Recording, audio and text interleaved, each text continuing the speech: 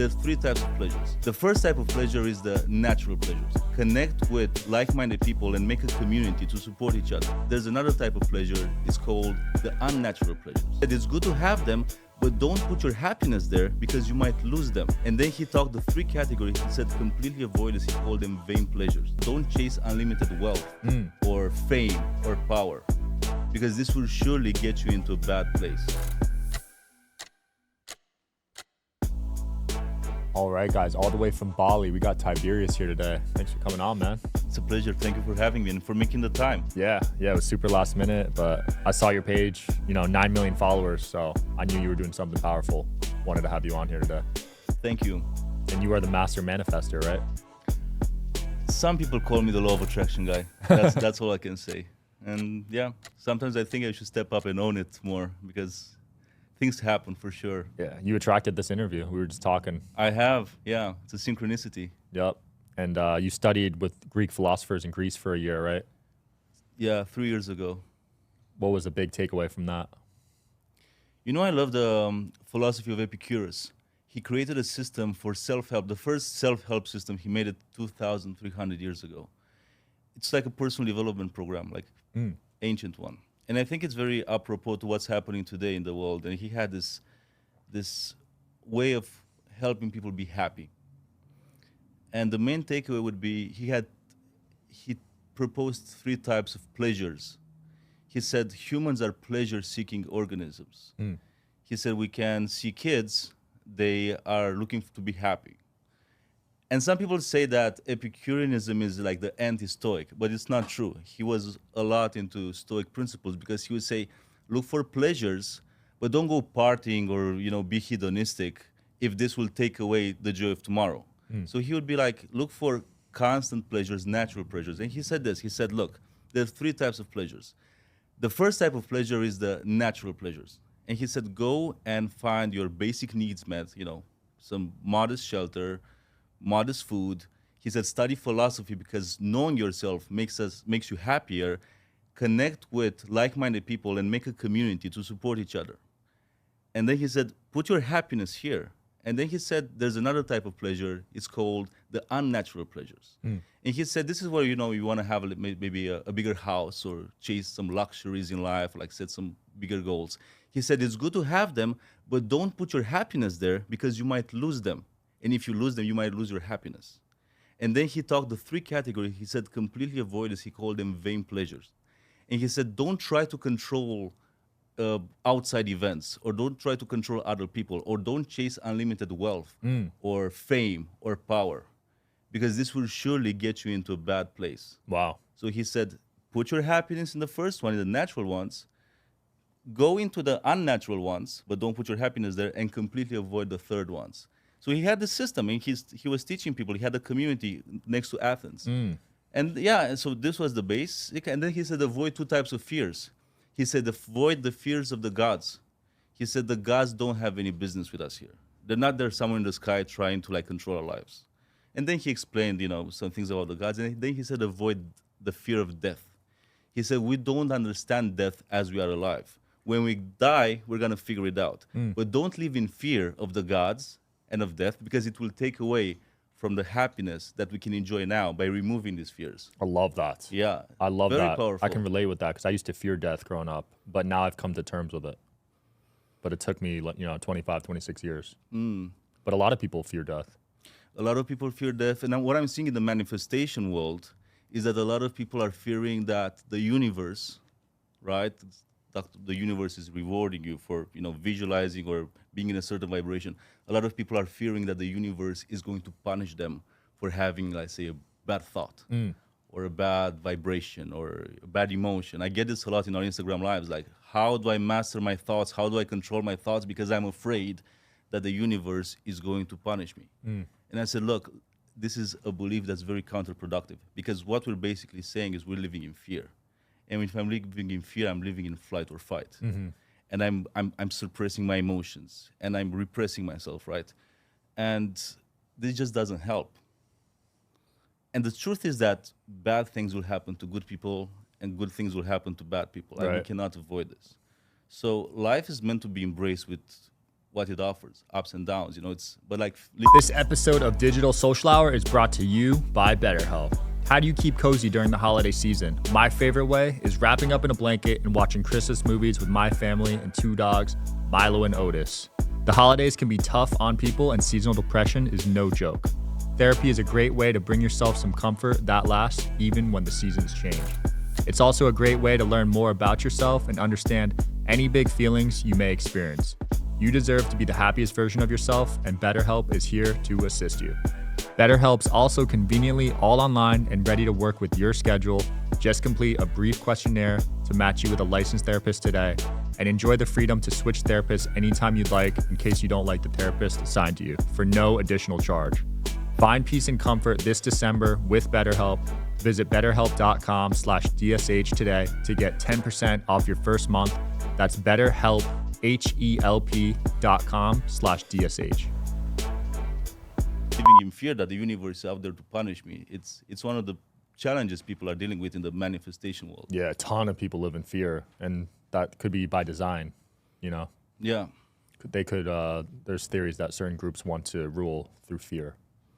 I think so, but I also think there's the narrative in the manifestation, self-help world. I think there's just a lot of programs out there who say, okay, you're going to manifest an amazing life if you learn how to master your thoughts. And then if the person goes through the program and it doesn't work, some people might say, yeah, well, you didn't master your thoughts. That's why the program didn't work. I think there's a lot of standards in the programs out there that are just like impossible to reach. No, I agree. Manifestation is a controversial thing these days. It is, yeah. And they might say, well, have you done your affirmations every day for 30 days? Oh, you missed a day. Oh, I'm so sorry. That's why it's like no refunds. You know what I'm saying? Yeah. Yeah, that's where I draw the line when you're charging people and then blaming it on them, Yeah. You should just stand behind your product and refund them if they're asking for one. And this is where a lot of my work started happening because I was working for a big personal development company out there. And what's interesting, I talk a lot about harmful concepts in manifestation. It was a lot of like, I was selling a program that worked for me. And the program had a guided visualization meditation that really worked. Like it created miracles in my life. Wow. But then I would sell the program to other people, and then they would say, hey, that visualization is not working for me. Like I'm getting anxiety when I'm trying to visualize. So then I would talk to my superior, and they would be like, no, they have to try harder because this works. They had to try harder. I'm like, these people are having anxiety. Try harder in what way? But then what I discovered is that this thing worked for me because I had a similar psychological buildup as the person that created the program. That's why the person that created the program accepted me. He liked me a lot. It's like, oh, you remind me of how I was.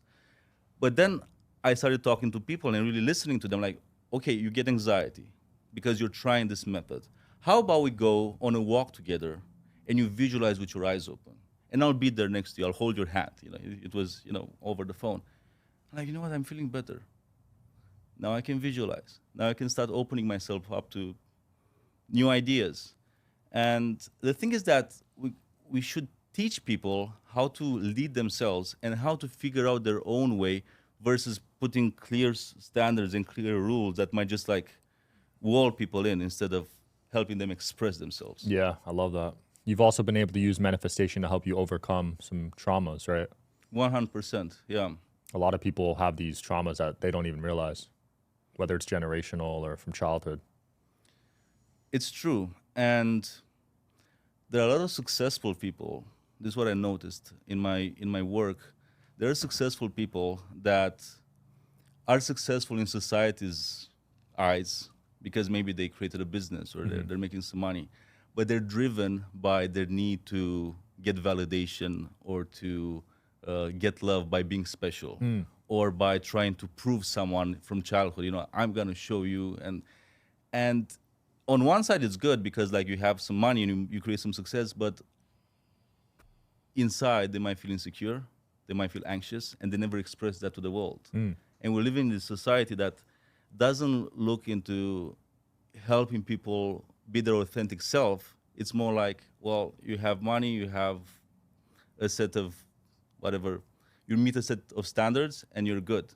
And a lot of people are having the nice life, but in the same time, they're like letting, let's say, traumas or things from the past still made them feel bad Yeah. and repress themselves. I did a brain scan recently, and I found out I had some childhood trauma. So my goal this year is to kind of figure that out and fix it. Wow. I don't even know what it is. I think it might be abandonment because I was an only child, didn't have many friends growing up. So I need to figure that out. I think it's important. Yeah, it is. Yeah, and then there's the other side of it, generational trauma. That side's, I think, tougher to identify because you don't know what happened in your past lives, right? Did you have any generational trauma? I don't know if I had generational trauma. My luck was that I had so much obvious trauma that I could pinpoint, growing up. So that was a good thing. But in my work on, let's say, healing and inner child work and, trauma is that I used psychedelic medicine. And what I did understand, and I found for sure, is that those, let's say, types of ceremonies, they can take you in places where your conscious mind cannot. You can bring some memories to the surface and you can see, oh, this is why I am like I am today, because this is what happened. And it can even go back into, let's say, the generational ancestral realm. Right. So you did some ayahuasca? I did ayahuasca, but what helped me the most was psilocybin ceremonies. Really? Yeah, Mushrooms? mushrooms, yeah. Wow. I love mushrooms. Yeah. I might have to look into that. I haven't done a full trip in a while. 8 years. It helped me. I had mushrooms, like I microdosed and I did it recreationally. But since I've done it in a ceremonial way with shamans, I stopped doing it recreationally. Wow. I'm like, this is just too powerful just to like go and have some fun with it and like watch the sunset and whatever. I started respecting this so much. I Dang. still do microdose. I find that very powerful. But damn, it's powerful. I love microdosing. I think it's like the best way of being productive. It is, yeah.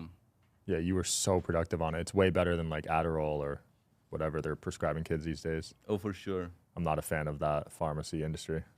Me neither. It's not that big where I am. Like Oh, in really? Europe or now in Indonesia. It's not big in hear- Bali? Not at all, no. Dang. It's huge over here. Everywhere. Like so many people are on it. Kids are on it now. If you come to Bali, you're gonna see that the average local person there maybe has like $300 a month salary, Damn. even per household maybe, but they're happier than most people here in the West. What? Yeah. That's crazy to me. So money's not the answer then. No. I mean, obviously not. People think it is. Yeah, I think people need to travel and experience other cultures. Can learn a lot. Do you think people were happier in ancient times, thousands of years ago? I don't know what to say about that because if you look at the life expectancy, it was a lot lower. There was a lot more danger. There was a lot more scarcity. What I do feel is that maybe we're closer to nature in some sense. We're more in our natural environment. So maybe there wasn't so much depression and anxiety like this today, but there was a lot more like real risk. Like Yeah, more fear maybe. you could die from a wild animal. You could die from your neighboring tribe, or you can die from an infection. I don't think it was easier back then or better. I think it was a lot more natural and alive in the sense that dangers were there. And I'm just talking about known history. I don't know about what Billy Carson would say from ancient civilizations. Anunnaki. I don't go that far. I'm just looking at how we were like a few hundred years ago. But yeah, nowadays we have some problems and some mental health problems that weren't there 100 years ago. You've done some collabs with Billy Carson, right? Yeah, What do you think of Billy? he's fascinating to me. Same. I've known Billy since 2016, 2017. Wow. And I used to the guy was sleeping like 4 hours a night. Like every time I'm texting him, he replies. I'm like, Billy, isn't it like 3 a.m. over there? Yeah, I just woke up. He's onto it. He's in the space of creating and responding so well to life. I love it. He's so centered. And now he's exploding. Yeah. He's on Joe Rogan. Rogan, Andrew Schultz. At your show. Yeah, it's really cool to see him blow up because I feel like I caught him right before he had that massive boom. But you were there from 2016. He wasn't even known back then. Yeah, but he was doing some amazing work. Like the way he was working and Yeah. writing and creating, and like he was very dedicated. Dude, that's beautiful. Did you watch the Anunnaki movie yet? I haven't. No, Yeah, it was really I cool. will. I can't wait to see the rest. Shout out to Billy Carson, man. I love his wife too. I haven't met her. Wow. I went on his first podcast 2 years ago, it was his first episode. Then I flew back to Bali. The podcast got corrupted, the sound or something. What? And he was just about to go in and to get engaged with Elizabeth, and I never met her. But, Oh, but I wow. was at his home, in Florida. Someone did not want that podcast airing. You Yeah. must have said something, man. Maybe. And he wanted to fly me back in, like, Tiberius. I'm like, Billy, it's 30 hours. Yeah. I'm like, we'll do it another time. Yeah, that's happened to me a few times where I lost the audio, and in my head, I just think it wasn't meant to air. You know, I try not to dwell on it too hard. Yeah, I'm the same. I think everything happens for a reason. 100%. Yeah, good or bad. I used to have victim mentality. Did you have that too? A lot, yeah. Especially when I was talking about my past. Mm-hmm. I got something from. I mean, I still talk about my past, but I feel I talk it in a different way. I was trying to get something, you know. Now I'm like, hey, this is where I come from. This is what happened. This is the good. This is the bad, and that's it. Energetically, it's from a different. I'm communicating from a different point. Right. Back then, I was kind of like trying to impress you with my story or trying to get something, you know. Now I'm like, this is it, and it is what it is, and it's beautiful. Nice. Some of the most fulfilled people have really traumatic pasts. Yeah. I noticed that with interviewing a lot of people. Almost all of them, all the successful people had some sort of traumatic, you know, childhood or something. I think something traumatic needs to happen to take one person out of this like story, like this mainstream story we all live in.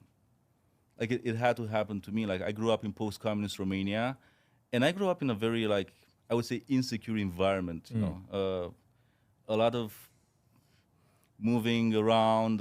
My parents got divorced. I had some mental conditions. I had to go through 12 surgeries. Damn. So this made me like a bit like, whoa, I'm here, but like I cannot really trust these people. And like once every while, something like painful happens to me. So I grew up with a lot of skepticism. So I'm watching around. I'm like, I don't trust this. So that was good because like I wasn't trusting the post-communist environment, and I was very attracted actually to American like cartoons Capitalism, and TV, yeah.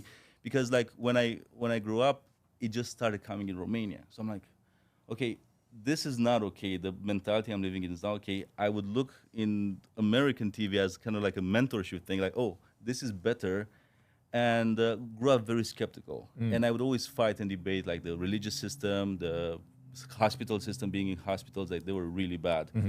But then what happened was that, and I was like super atheist. Oh, wow. But then what happened in the 7th grade, I had like a near-death experience. I was with, you know when they you have an appendix burst inside you? Yeah, yeah. You gotta like get it Get straight surgery, yeah. very fast. I stayed with 3 days. What? Yeah, 3 days. Because I was in a really crappy hospital in a small town. I didn't have someone to do surgery on me. Wow. You know what's interesting? I had this like near-death experience moment where out of insurmountable pain I was feeling, I went into this place where everything was very blissful. And it almost like I was talking to an entity, but not with my voice. It was more of a telepathical Yeah, thing. yeah. And I felt that I had a chance to choose to stay there or to go back. But I knew that if I would go back, it would be very painful. You know what's interesting? In the 3rd day when they did the surgery on me, I had a little cross on a little bracelet. And I didn't know what the cross was. But the nurse tried to take it out when they put me on the operating table. And I said, please don't take the cross away because I will die if you take this away. Because I would look at that cross and put all my mental strength into fighting.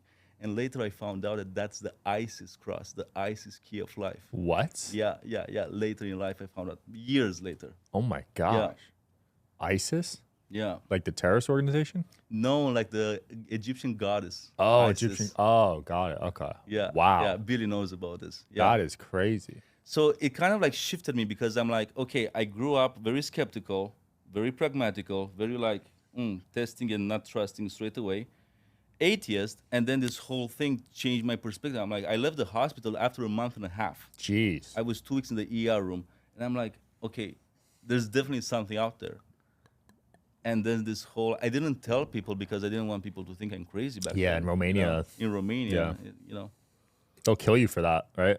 Not really, but it's just like, it was just one more reason to be like marginalized. Yeah, you know? yeah. And you already didn't fit in, right? So if you Yeah. said that, you would have been Yeah. totally ostracized. But this is something that kind of like led me to seek my own path and my own truth. When I was 19, I watched The Secret, right? Yeah. And until I watched The Secret, I was like, I know I'm ambitious, I know I can do things, but like I didn't know that there's power in our thoughts. So then I watched The Secret, and this guy from The Secret, Bob Proctor, maybe you met him. Yep. He died a couple of years I never ago. met him, but I saw him. He was my mentor. I used to work for him in Wow. Arizona. I got one of his programs, and I spent like a salary on the program back Damn. then. And if you're Romanian, like you don't buy digital products. Like it was I was like, I saw The Secret. I like this guy. I hope what he says is real. I bought his program, and then I'm like, I'm gonna follow what this guy says. And he says there's power in our thoughts. And he said we should set goals that scare and excite us at the same time. Because when we set goals like this, then we're gonna challenge our potential. And it has to be a goal that we don't know how to get, because this is what's gonna inspire us.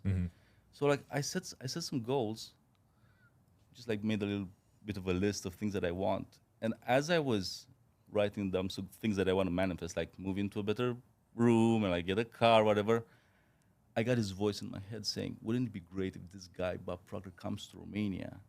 And wouldn't it be great if I would go to America? And I was 19 back then, to learn how to teach this information to other people. But then another voice said, but it's impossible. And then I caught myself in between. I'm like, this is what this guy's talking about. We have an inspiration. We have a big dream. Like for a second, pops into our mind, and the next second, a voice of limitation comes in and says it's impossible. And the truth is that if I would look around, I had no money. I was 19. You can't even get a visa to get to America, right? So, in a rational way, everything was like true, like it's impossible. But then he says, you got to believe in that dream, and you got to start doing things straight away. So I just followed his program, and like in less than 1 year, I was on stage with him in Romania. Then I moved to Arizona and worked from here. Wow. Yeah. That is crazy. It was a quantum leap. I got such a high level education I bet. in this industry. Yeah, that's a legend right there. The fact that he came to Romania is pretty crazy, because that's not a common country for people to go to and speak. True. Yeah. And we started like the self-help industry. Right now in Romania, there's a yearly event. Grant Cardone goes there. Oh, really? Jordan Peterson. In Romania? Yeah. Oh, wow. I forgot the name of the conference. 5,000 people. Does Andrew Tate go there? I think he just yeah. Did you move out of Romania right after that? You started working for him? I moved out of Romania when I was 21. And that was a big change, right? Coming to U.S.? It was a huge change.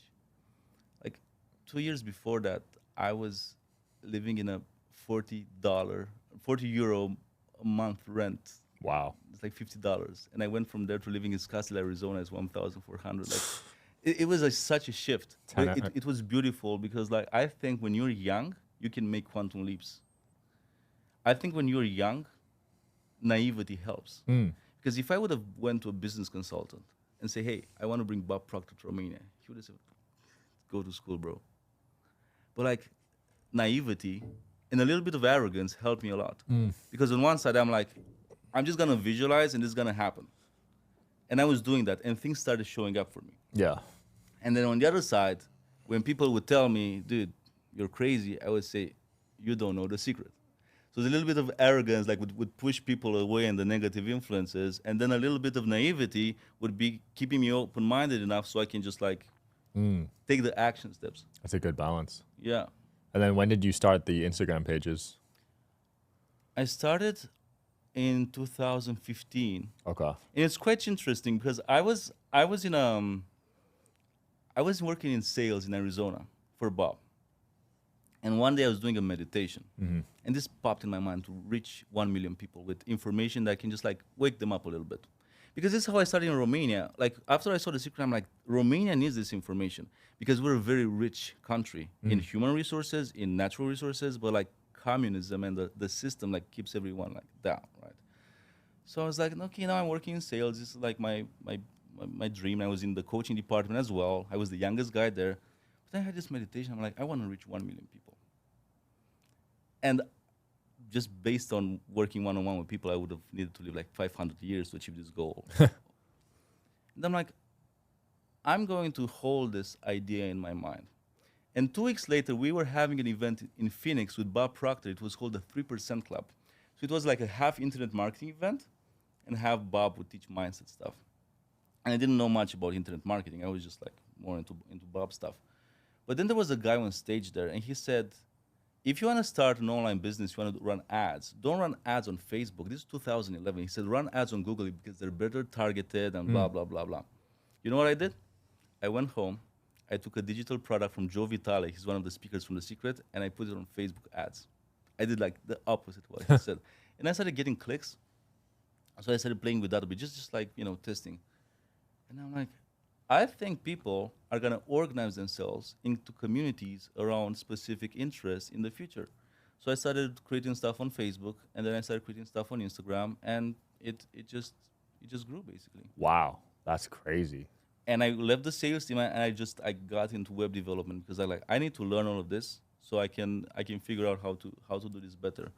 Yeah. And you probably have one of the biggest pages on Instagram now. Yeah. Yeah. Especially in your space, it might be one of the biggest, right? It's the biggest, I would say, Yeah. on law of attraction manifestation, and we have like amazing people. I've spoken to Hollywood celebrities for the page, and I'm just Wow. a guy from Romania. Crazy. It's crazy how even how synchronicities happen. A year ago, after New Year's, Taraji Henson, she's a Hollywood actress. I loved her for like the Curious Case of Benjamin Button, whatever.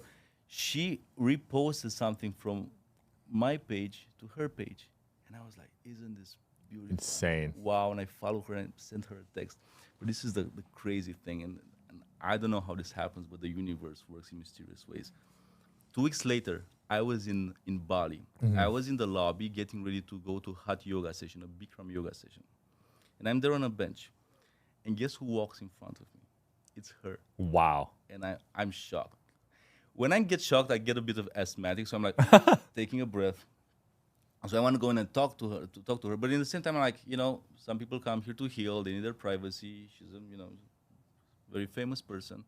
But then she stopped like 6 feet in front of me to a locker. And I'm like, so I took out my phone. Instead of approaching her, hey, I'm your fan, whatever, I took out my phone. I went to her. I'm like, you follow my page? Yeah. She's like, what? I'm like, you follow my page? She's like, oh my God, you're the law of attraction guy. She gave me a hug. We did a selfie. We did hot yoga together. Wow. Yeah. And after the session, she came to me and we had like an emotional moment. And she said, look, your page helped me a lot a year and a half ago. I was going through a hard time, and something from your page helped me. Keep doing what you're doing. God's working for you. And I was shocked. I'm like, this is like way too much for me, because I'm like, I just came from nothing, and from Romania, it's like nothing, right? Yeah. And I'm like, I'm just talking to this person who's like, I'm a fan. And I did something that impacted her. This is amazing. Crazy. Yeah, you don't realize who you're reaching with social media. Yeah. I get people messaging me, coming up to me now. It's amazing. It's so interesting. A few weeks ago, I was with my assistant in Bali, and I started doing Instagram lives, but we're shadow banned somehow. So instead of like getting like 1,000 people on the live, we were getting like 200. So I'm like, what can we do? We're shadow banned. Anyway, I'll keep doing the lives. So I did an Instagram live, and Conor McGregor popped on the live. What? Yeah, I took a screenshot. I'm like, universe, on one side, you're like not notifying people that I'm doing the lives. And on the other side, Conor McGregor pops. I'm like, is this like, this has to be a simulation. Well, he's big on manifestation too. Yeah, he is. Because he came from nothing and manifested the best UFC career of all time, I'd say. Financially, at least. Yeah, and he openly talks about it and visualizing law of attraction. Yeah, I watched his documentary. It's really inspiring. He really came from nothing, man. Yeah. That is so cool. Yeah, your journey, I feel like you're just getting started, though. I think so, yeah. I think you're going to do some huge things. Thank you. There's Yeah. always something new to do. There's always something new to like to discover, or to approach, and there's always something to help people with. One thing I do know is that I really listen to my community, and I don't take it lightly. I listen to you. Like, if you have a problem, I'm not gonna say, oh, go try hard or whatever. I'm really gonna listen to you and to see if I can find a way to help you based on the level you have, to get you to maybe believe in yourself a bit more, take a little micro step, because sometimes that's what we need. Yeah.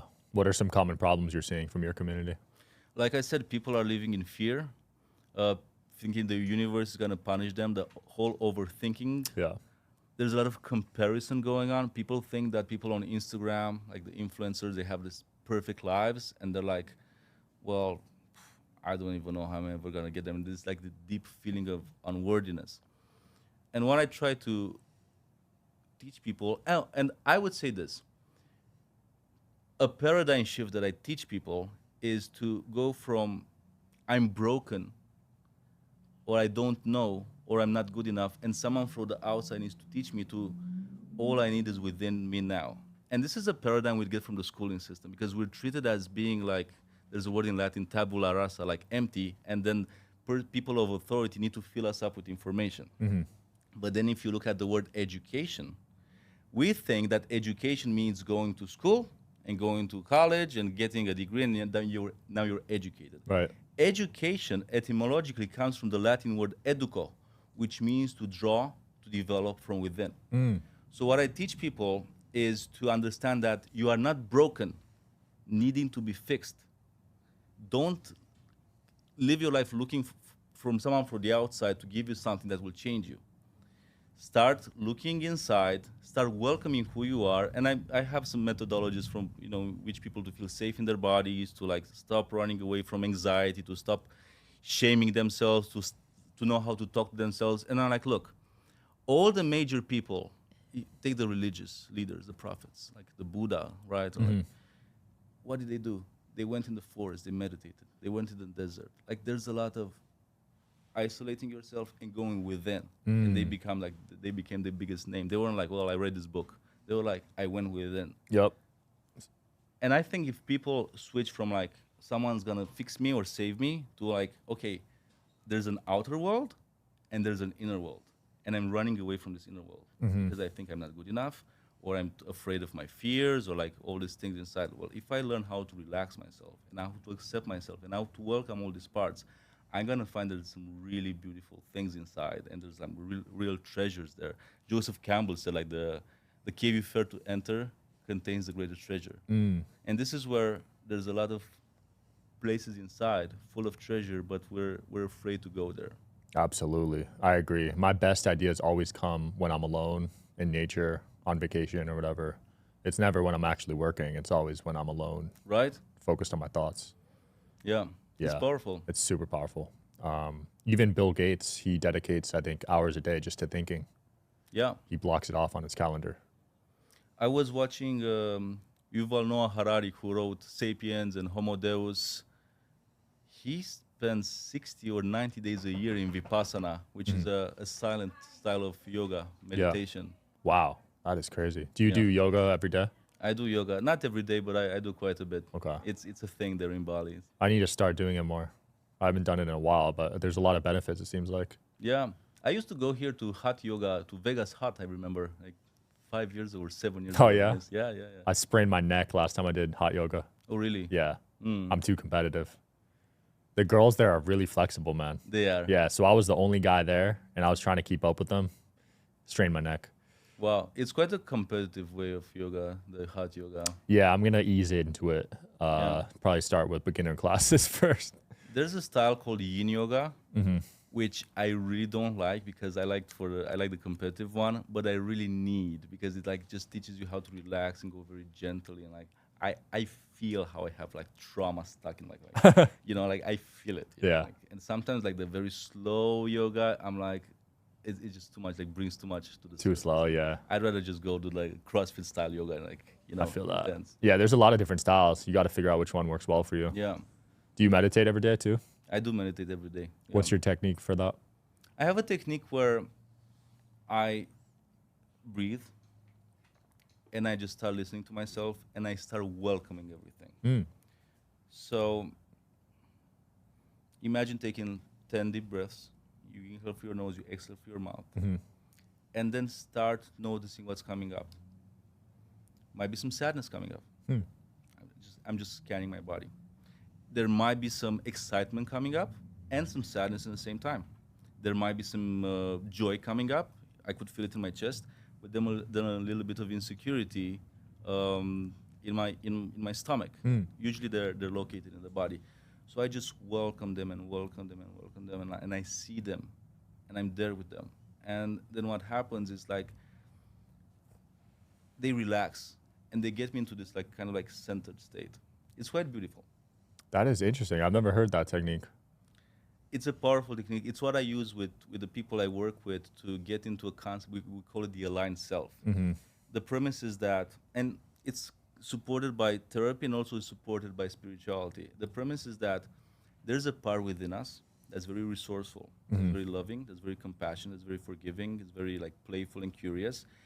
And they talk about it in religion, like the higher self, or the Buddha nature in Buddhism, or the Atman in Hinduism, or maybe if you're a fan of Eckhart Tolle, he talks about the power of the present moment, or he talks about like the space consciousness. That's how he calls it. Right? Yeah. But the thing is that this part of us is like deep down there, we don't access it because we're run by a stressed mind usually, right?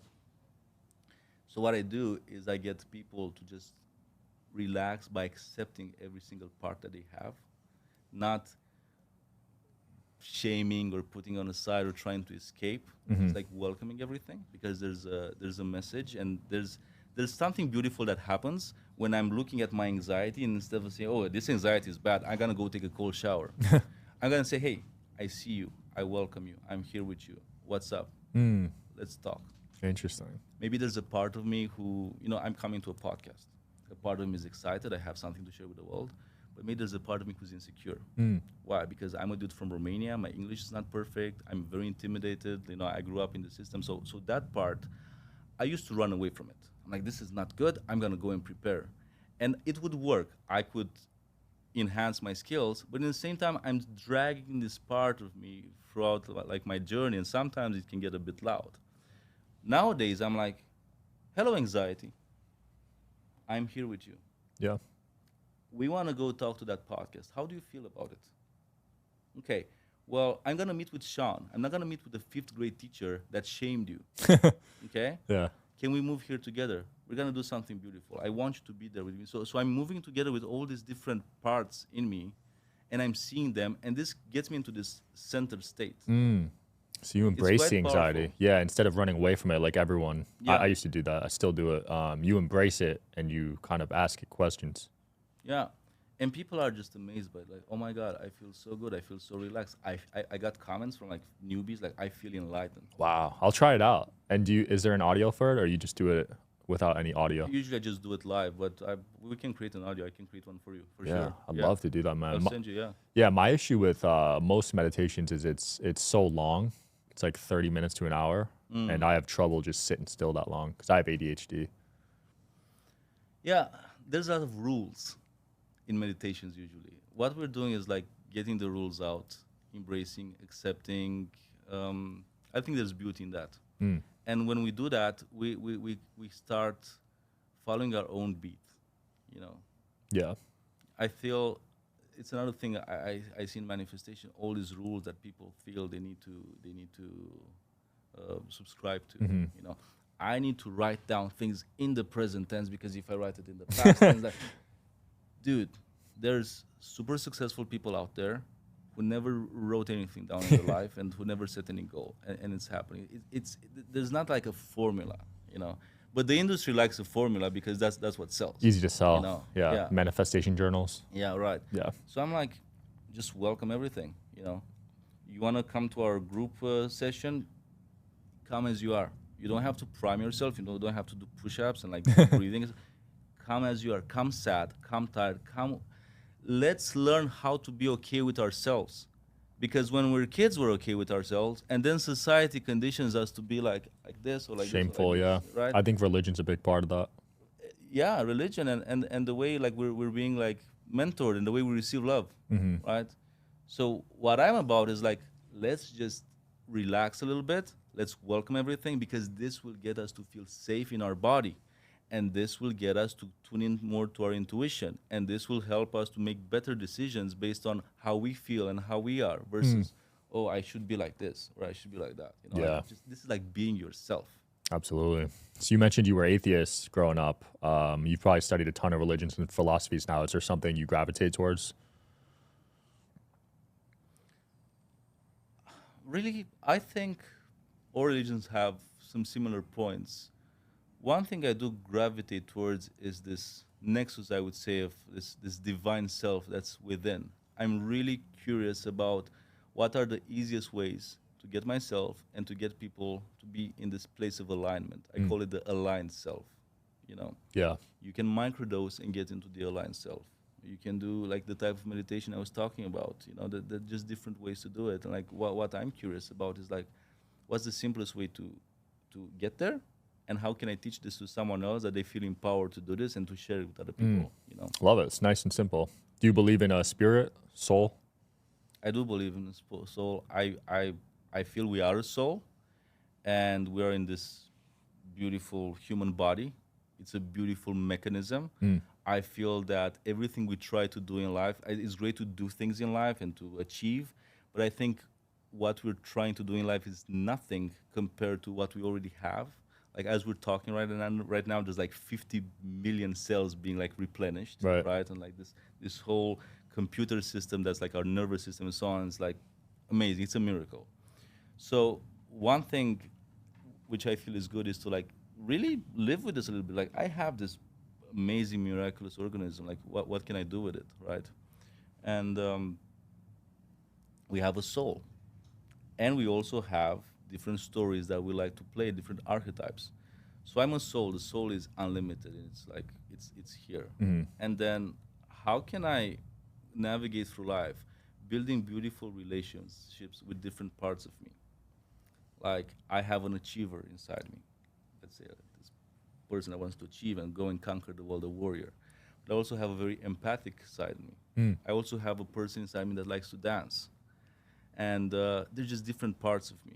And usually this part can get into conflict because the warrior says, no, life is about going and like showing who you are and like making a change in the world. And chilled out dancers like, yo, life is about dancing and connecting. And they're like, they can fight. So now I'm like, I'm not any of this. I'm a soul. I have these parts. I have these stories that I play in life. I have these archetypes that I play. What can I do? How should I behave in order to make one big, beautiful family inside of me? That's almost like a puzzle. Yeah. Yeah, that's cool. Yeah, I could see that because certain activities really make you feel good, right? Yeah. And that could be your soul, maybe past lives. I don't know how to explain it, but it can be a soul. It can be an archetype. It can be a talent. It can be many things. What's important is to listen to them and to find out what they need. And I think there's time for everything. There's time for entrepreneurialism. There's time for philosophy. There's time for everything. You know. I love that. Tiberius, it's been really fun, man. What do you have coming up next, and where can people find your pages? At Law of Attraction Live, it's our community page. At Tiberius Live is my personal page.